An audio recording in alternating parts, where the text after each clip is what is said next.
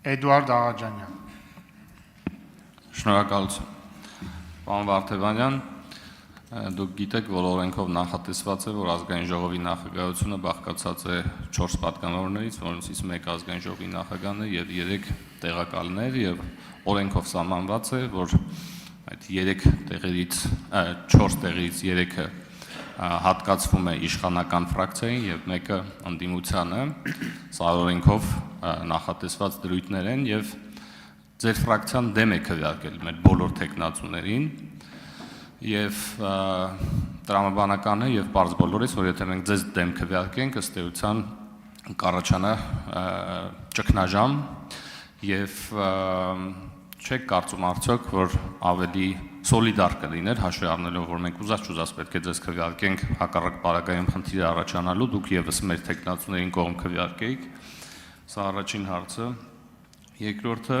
ես այս հարցին անկեղծ ասած չի անդրադառնա, եթե ձեր թիմակից պարոն Աբրահամյանը եւս մեկ անգամ քաղաքական պատասխանատվության նոր նշաձող չսահմաներ, հերթական անգամ ասելով, որ ձեր թիմակիցները ինչ որ արտահայտություններ են արել, որոնց համար ես հույսով եմ, որ հրաժարական կտան։ Եթե սենց այս նշաձողն է սահմանվում, իհարկե պարոն Ղազարյանը կունենա հնարավորություն իր ասած արտահայտության համար պատասխան տալու, ես ձեզ եմ ուղղում, ես երեք առաջ օրը առիթ ունեցա ձեր խմբակցության ղեկավարին այս հարցը ուղղել, հիմա առիթ ունեմ ձեզ եմ ուղղում այս հարցը։ Միթե բավարար սկանդալային չէ այն հայտարարությունը, որը պարոն Ղազարյանը արել է, որպեսզի ոչ միայն հրաժարական տա, այլ ընդհանրապես ի սկզբանե չհայտնվեր ձեր ցուցակում։ Ես ուրեմն հասկանամ, սա ինչ մեսիջ է հանրությանը, երբ որ այս մարդը հայտնվում է ձեր ցուցակում եւ հայտնվում է ազգային ժողովում եւ արդյոք եւ միգուցե դուք ընդհանրապես այդ պահի չեք իմացել, որ ինքը այս հայտարարությունը արել, այլ միգուցե սա էլ է տարբերակ այս հարցին է պատասխանել։ Շնորհակալ եմ։ Անդրադառնամ երևի թե պարոն Էդգար Ղազարյանի կողմից արված հայտարարությանը։ Կարծես թե նշված հայտարարությունը արվել է 2 տարի առաջ, արվել է այն ժամանակահատվածում, երբ Էդգար Ղազարյանը առնչություն չի ունեցել ուժեղ Հայաստան կուսակցությունների դաշինքի հետ, ոչ էլ խմբակցության։ Այս բոլոր դեպքերում ես կռահում եմ, երևի թե հաջորդող հարցերից մեկն էլ նաև այդ իմաստով կհնչեցվի։ Ես մի քայլ առաջ կամ հետևյալը կասեմ։ Ինձ համար սուր ցնցող, տարընկալում որևէ կերպ ենթադրող արտահայտությունները, հայտարարությունները ընդունելի չեն։ Ընդհանրապես։ Եթե դուք նշված նախադասությունը ներկայացնում եք այնպես, ինչպես ներկայացնում եք եւ սուբյեկտիվ ընկալումը փորձում եք դիտարկել, որ իբրև Էդգար Ղազարյանը նման բան է ասել, թեև ինքը հանձնառությունը ստանձնել է, որ դրա վերաբերյալ իր դիրքորոշումը կներկայացնի, բայց եկեք այսպես մոդելավորեմ իրավիճակը։ Եթե Հայաստանի Հանրապետության զինված ուժերի որևէ զինծառայող կա, որը այդ հայտարարությունից նույնիսկ 5 կամ 10% նեղսրտել է, ես ինքս դրա համար ներողություն խնդրեմ։ Ես սիրով ներողությունը խնդրեմ, բայց մի հատ բան էլ առաջարկեմ։ Առանց որևէ քաղաքական, այսպես ասած, մարտավարական ձևի։ Եկեք այդ մոտեցմանը հենց տենց էլ նայենք այլ դեպքերում եւս։ Օրինակ, ներողություն խնդրել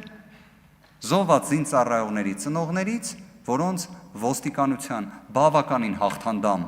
մեծ ձեռքերով եւ գլխով ոստիկանները ոտու ձեռք արած հանում են եռաբլուրից։ Եկեք ներողություն խնդրենք այն իրավիճակի համար, երբ Նիկոլ Փաշինյանը, որը այլևս դա չարեց, ասում էր, բա ինչի համար դուք չեք զոհվել։ Այս նախադասությունը պարզ է, չէ՞, որ ինքը սուր, ցնցող, սուր, տեղ-տեղ վիրավորական, բացասական էմոցիա առաջացնող արտահայտություն է։ Եկեք նույնն էլ դուք արեք։ Տեսակ, չէ, ես չեմ արել, չէ, այդ արտահայտությունը, բայց ես այդ դժվարությունը չունեմ բառերը ասելուց։ Որովհետև եթե խոսում ենք մեր հայրենակիցներից որևէ մեկի նեղվածության մասին, ներողությունը դժվար բան չի, թող դա լինի դժվարությունը, ժողովուրդ ջան, թող դա լինի դժվարությունը, իսկապես նույնիսկ թող դա լինի հավաքական մաղթանքներից մեկը, թող Հայաստանի Հանրապետությունում այլևս դժվարությունը լինի Ներողություն խնդրել, չխնդրել։ Արձագանք։ Շնորհակալություն, պարոն Վարդևանյան, ողջունում եմ, որ դուք պատրաստական եք ներողություն խնդրել ձեր գործընկերոջ համար, այնուամենայնիվ ակնկալիքս ամենևին դա չէր, ես ուզում եի հասկանալ տրամաբանությունը, թե ոնց է ինքը հայտնվել ձեր ցուցակում։ Երկրորդը, ինչ վերաբերվում է մեր քաղաքական թիմի անդամների կողմից հնչած տարատեսակ հայտարարություններին, ես կարծում եմ նախ համեմատելու եզրեր ուղղակի չկան, եւ եթե խոսում ենք կոնտեքստից կտրելու մասին, երկու տեսանյութերը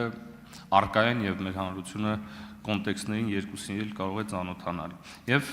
եւս մեկ հարց օգտվելով հնարավորությունից, պարոն Վարդևանյան, նախընտրական քարոզարշավի ընթացքում մի ձևաչափ կար Սամվել Կարապետյանի գլխավորությամբ, որը կոչվում էր կառավարության նիստ, չգիտեմ, ուժեղ կառավարության նիստ կարող է, որտեղ դուք եւս մասնակցում եք, մասնավորապես այդ հայտնի Հակասաֆարովյան օրենքը դուք եք զեկուցել այդ կառավարության նիստի ժամանակ, եւ ուզում եմ, եթե թույլ տաք, եւս կես րոպե, պարոն Ռուբինյան, եւ հարցս հետեւյալն է. Արդյոք 300,000 ադրբեջանցիների վերադարձի այդ թեման ծնվել է այդ ձևաչափով, արդյոք դուք մասնակցել եք այդ քննարկումներին եւ արդյոք այդ տեսահոլովակների բովանդակության մեջ դուք մասնակցություն ունեցել եք։ Տեսահոլովակներից որևէ մեկի բովանդակության մեջ բացառությամբ այն դեպքերի, երբ տեսահոլովակում օրինակ ես կամ այլ դեպքերում առնչություն չեմ ունեցել։ Օրինակ մենք պարզեցինք, որ պարոն Ալեքսանյանը ունեցել է առնչություն, նույնիսկ հենց առաջնային պատասխանատուներից է եղել քաղաքացիական պայմանագիր կուսակցության տեսահոլովակների տեսանյութերի, իմ վերաբերյալ նման տեղեկություն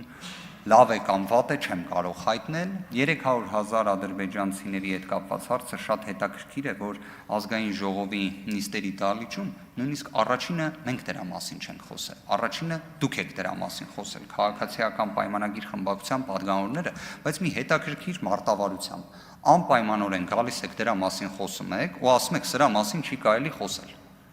Անկեղծ, դա նման այն դեպքերի, երբ օրինակ падգամավորը գալիս է պատրաստված ելույթի տեքստով, ասում է ես այսօր ելույթ չէի ուզում ունենալ, բայց ստիպված եմ ելույթ ունենալ, բայց պատրաստի տեքստով է եկել։ Հիմա գիտեք, բազմաթիվ նման դեպքեր կան։ Կամ որ ասում են ինձ գրել են բազմաթիվ քաղաքացիներ, բայց ոչ մի քաղաքացի չի գրել։ Հարգելի գործընկերներ, մի պարզաբանում մտցնեմ, պարոն Աղաջանյան, քանի որ ասեցիք ուզենք, չուզենք, ձեզ պիտի ընտրենք, ըստ կանոնակարգի այդպես չի, որովհետև ըստ կանոնակարգի ցանկացած նախագահի տեղակալի լինի դա մեծամասնության ներկայացրած տեխնացուն, թե ընդդիմության ներկայացրած տեխնացուն, կարելի է ընտրել եւ կարելի է չընտրել եւ երկու դեպքում էլ ոչ մի ճգնաժամ չի առաջանալու։